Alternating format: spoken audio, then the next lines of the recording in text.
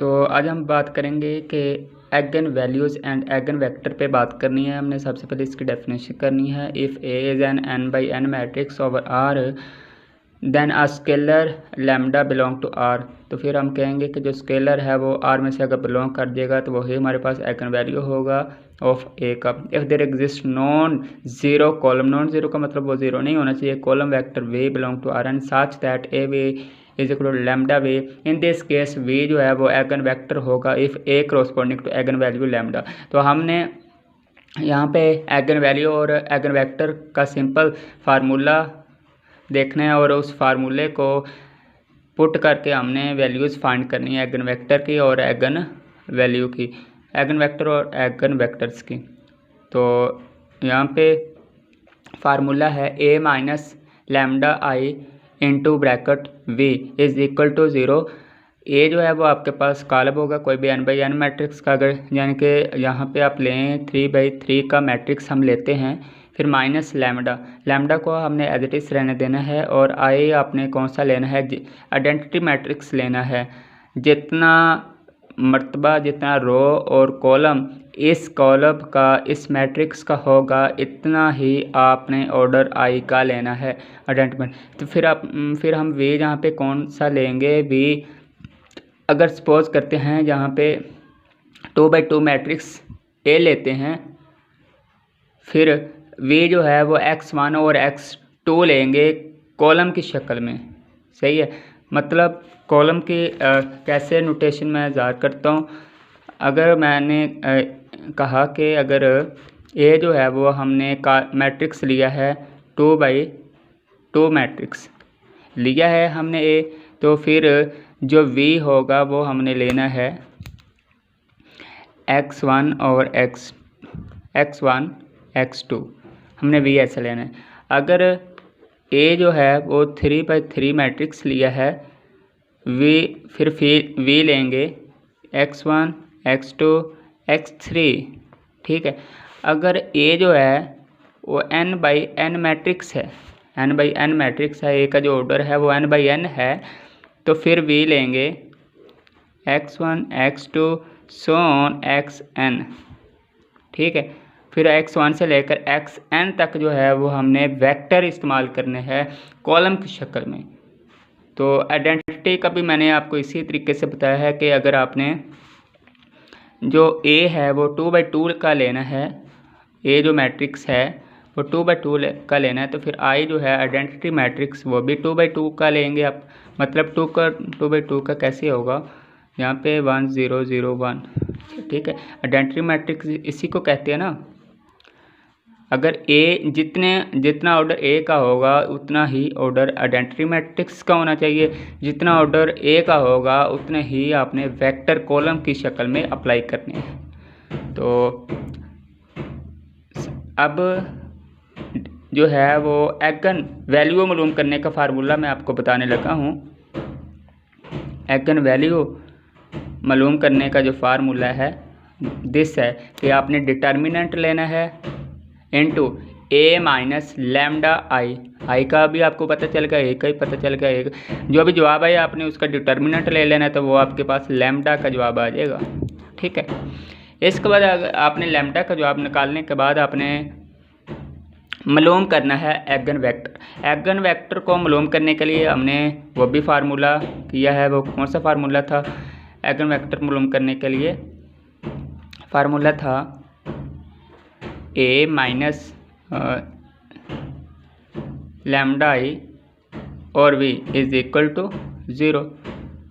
हमने एगन वेक्टर मालूम करने के लिए ये फार्मूला पढ़ा। अगर इस एग्जांपल की आपको अच्छे तरीके से समझ आ जाती है तो इसका मतलब है कि आप एगन वेक्टर और एगन वैल्यू जो है वो बिल्कुल आसान तरीके से मालूम कर सकते हो। तो मैं आपके पास सामने एग्जांपल पेश करूँगा। तो देखें, मैंने एग्जांपल ली है ए इज इक्वल टू कॉलम लिया है 1 1 2 2 1, यानी कि कॉलम मैंने कौन सा लिया है 2/2 का मैट्रिक्स लिया है। इसको जब कैरेक्टरिस्टिक इक्वेशन ऑफ ए में लिखा है तो हमने यही चीज़ मैंने कहा डिटर्मिनेंट मालूम करने के लिए ए minus lambda I into determinant हमने मालूम करना है इसका। ए के वैल्यूज़ का हमें पता है, वही वैल्यू हमने ए की रख दी माइनस लैम्डा और आई की वैल्यू मैंने आपको कहा था कि जितना ऑर्डर ए का होगा उतना ही ऑर्डर आइडेंटिटी मैट्रिक्स का होगा। लैम्डा जो है वो हमने अंदर अप्लाई किया। आपको पता है कि जो भी चीज़ बाहर होती है कालब के, वो कालब के अंदर जाके वन बाई वन मेंबर के साथ मल्टीप्लाई होता है। तो लैम्डा को अंदर मल्टीप्लाई किया तो यहाँ पे लैम्डा 0 0 लैम्डा हो गया।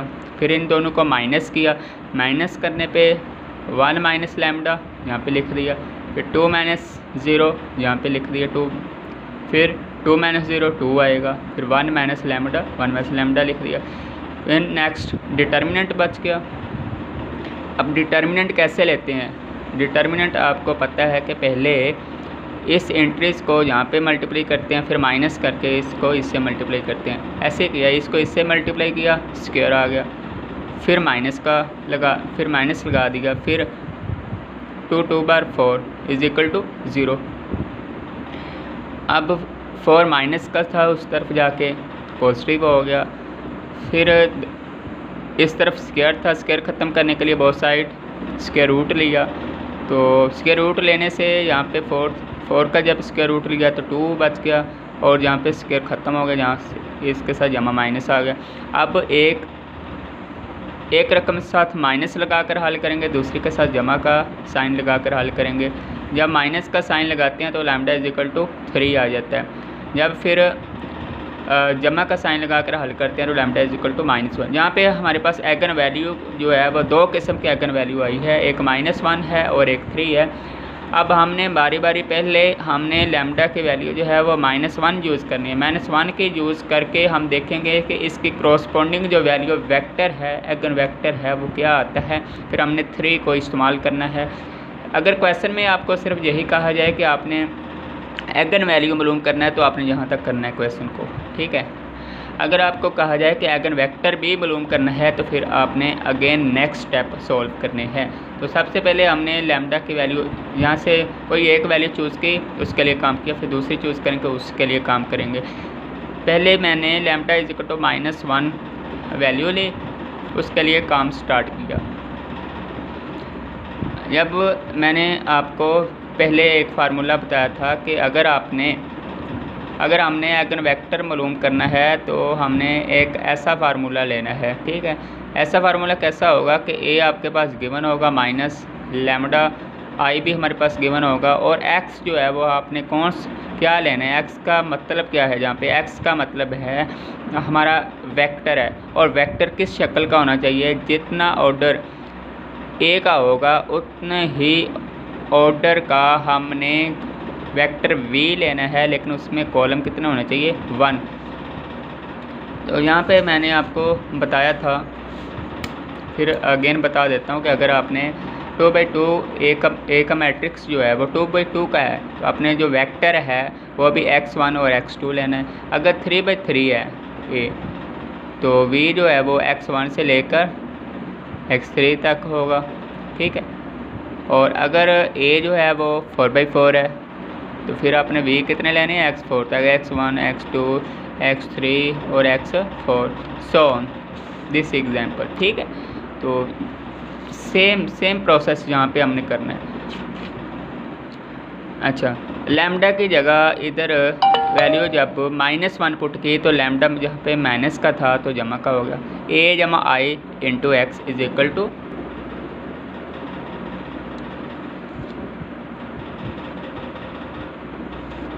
अब a की जगह a की वैल्यू लगा दी और i की जगह i की वैल्यू लगा दी। और v आपको बताया था कि जो v लिया है हमने, अगर a 2/2 का है तो x भी x1 x2 लेना है। फिर हमने यहाँ पे 0 वेक्टर था, कोई भी नॉन एम्प्टी सेट लिख लें आप। जब इन दोनों को जमा करेंगे तो ऐसा मैट्रिक्स आ जाएगा 2 2 2, और साथ जो ज़रब खा रहा है x1 और x2 0 0 आ गया। जब इसको मल्टीप्लाई किया तो ऐसी सिचुएशन आ गई, ऐसा क्वेश्चन आ गया। अब पहले वाली रकम को पहले की इक्वल, दूसरी वाली को दूसरी, यानी कि फर्स्ट रो को 0 के इक्वल रख दिया, दूसरी रो को भी 0 के इक्वल रख दिया। फर्स्ट रो को जब 0 के इक्वल रखा तो 2 जहाँ से कॉमन आ रहा था 2 कॉमन लिया और उस तरफ जाके 2 जो है वो डिवाइड हुआ तो ख़त्म हो गया। फिर x1 + x2 = 0 बच गया। फिर यहाँ से x1 की कीमत जब निकाली तो x1 is equal to minus x2। देखें कि अगर इस रकम के लिए x1 is equal to minus x2 आ जाता है, तो इसका मतलब ये भी रकम सेम थी, इसके लिए भी यही आएगा। ठीक है, तो x जो हमने मैट्रिक्स लिया था वो किसके इक्वल था? इसके इक्वल था, जो हमारा वेक्टर था। ठीक है, अगर इसके इक्वल था तो आपको पता है कि x1 की जो आपने वैल्यू निकाली है माइनस x2 वो यहाँ पे पुट कर दें। ठीक, x1 की जगह माइनस x2 और x2 वैसे ही रहने दिया। ज़रा गौर करें कि इस कॉलम में आपको एक चीज़ कॉमन नज़र आएगी, वो x2 है, वो आपने बाहर ले लिया और अंदर बच गया -1 और 1। इसका मतलब है जो क्रोस्पोंडिंग वेक्टर जो है वो -1 और 1 आपके पास आया।